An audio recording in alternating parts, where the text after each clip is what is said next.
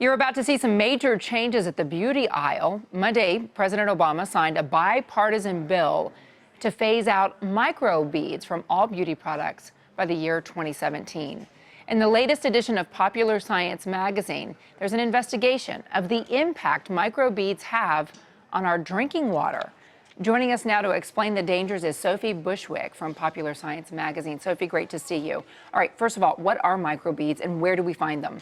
Microbeads are these small pieces of plastic. They're usually about 1 millimeter in size or smaller, and you'll find them in exfoliating facial washes and body scrubs. They're even in toothpaste because they're abrasive. So if you're rubbing them on your skin, they'll rub off dead skin cells. All right, why did they get banned? So because they're made of plastic, and because they're very small, it's really easy for these to make their way into the waterway. One study estimated that 8 trillion microbeads enter our waterways every single day. That's enough plastic to cover 300 tennis courts. And because they're made of plastic, they can soak up pollutants like sponges in the water.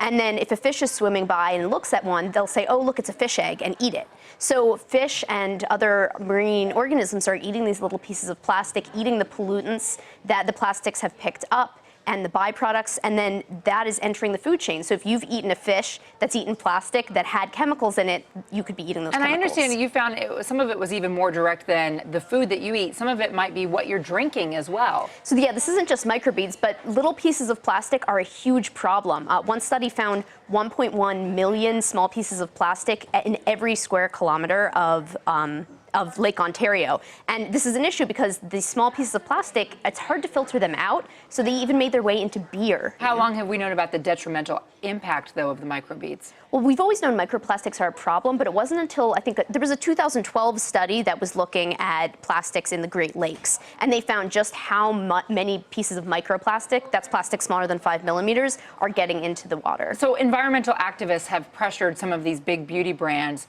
to stop using microbeads in their products, but now it's not going to be a choice. When will we see it eliminated from all beauty products? So they're going to start phasing them out in 2017, but they won't leave all beauty products until all the ones that have already been made with microbeads are going out. I mean, the good news is, even before this ban took place, a few individual states and counties had banned them.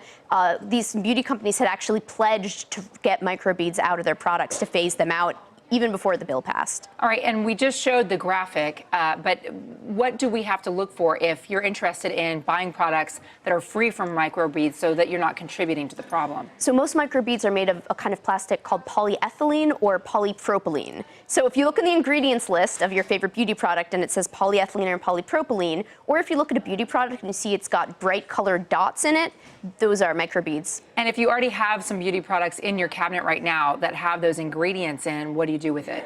Well, you don't want to wash them down the drain. I'd say you should probably just throw them away. Okay. Thank you so much, Sophie, for joining us. Appreciate that. Thanks for having me.